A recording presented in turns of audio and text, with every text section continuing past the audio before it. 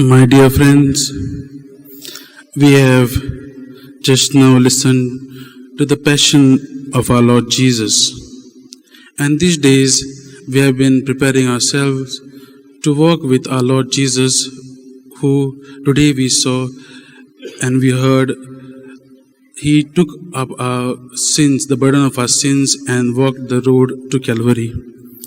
Today let us reflect on these last two words, the few words what Jesus spoke before giving up His life.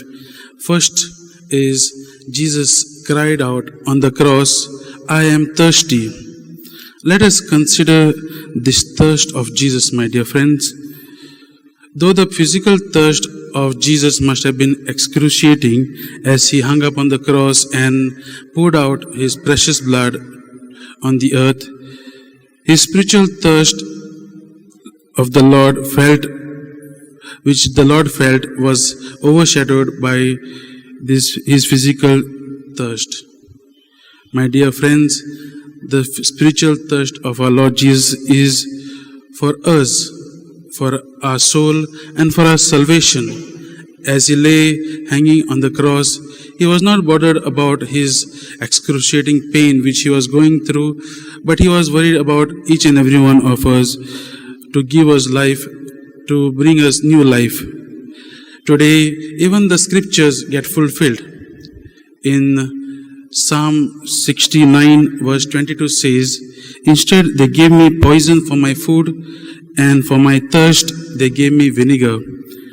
My dear friends, the vinegar which was given to Jesus when Jesus said, "I am thirsty," is a sour wine or a spoiled wine, and symbolically it represents each one of us. The vinegar given to the Lord represents each one of us, and let us ask ourselves and see, are we this sour wine? The purity of our humanity has been corrupted by the original sin, and as a result, we are not the people God wanted us to be by nature. But in our fallen state, my dear friends, we have the potential to satisfy Jesus' spiritual thirst. Let us reflect on this. Jesus is thirsty for each one of us. Jesus is thirsty for you and for me, and He knows our brokenness. He knows our inner desires, and He wants us to come to Him. Let us think about ourselves as this spoiled wine. I know it might be a little bit humiliating to think about us that way, but humility is good, especially when we understand that our Lord longs for us in our brokenness. Upon the cross, Jesus did not ask for a very tasty wine, did not ask for very finest wines. He wanted us to come in our brokenness to Him to quench His thirst. As soon as Jesus tasted the sour wine, we see Jesus cries out, "It is finished." Means He is satisfied because we have come up with our brokenness to our Lord Jesus.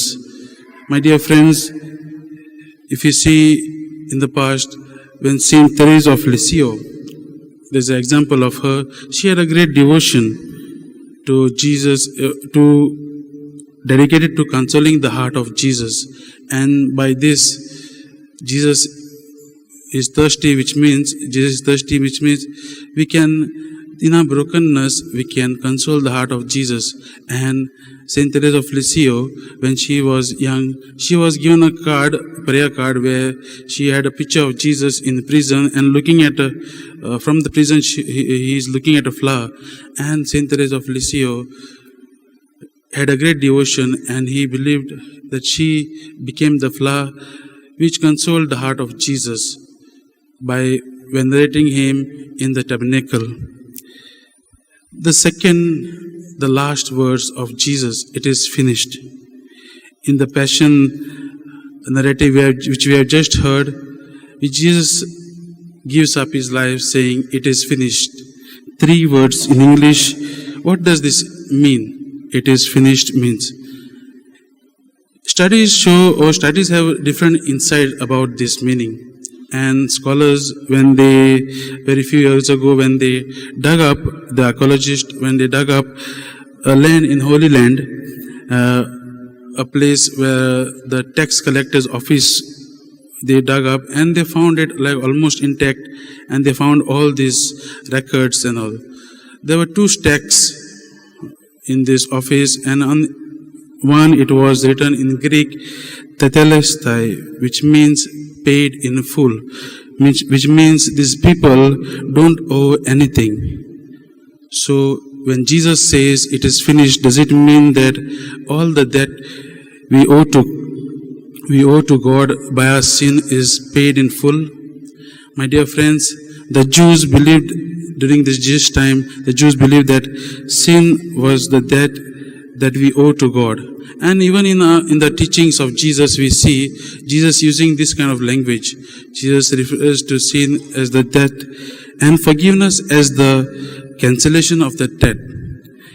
Even when we see in his teaching, when he tells the parable of the unforgiving servant, where the master forgives the servant, but the servant forgets to forgive his fellow colleague who was in debt.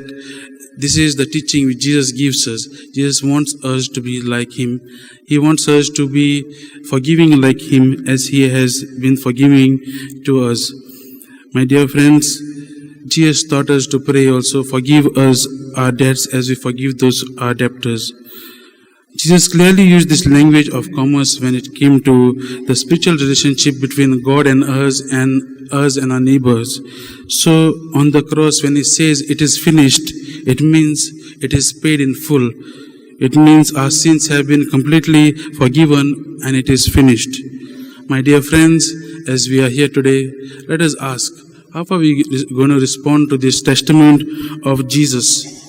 Remember, it is not a promise. Remember, it does not have any conditional statement, meaning your sins are forgiven if. There is no ifs. How do we respond? The only thing our God wants, our Jesus wants, is to come to him in this broken state, to ask him forgiveness, to look at him when he's on the cross. As we are in the Good Friday today, let us put our gaze on our Lord Jesus, who is hanging on the cross. Let us come to him, let us turn towards him and ask him and offer him our full lives in his hands. As we are here, my dear friends, let the mercy of our Lord Jesus fall upon us and be cleansed. And as we look at our Lord Jesus, let us ask that grace to increase our faith in him, to increase our love for him, so that we may walk in his paths.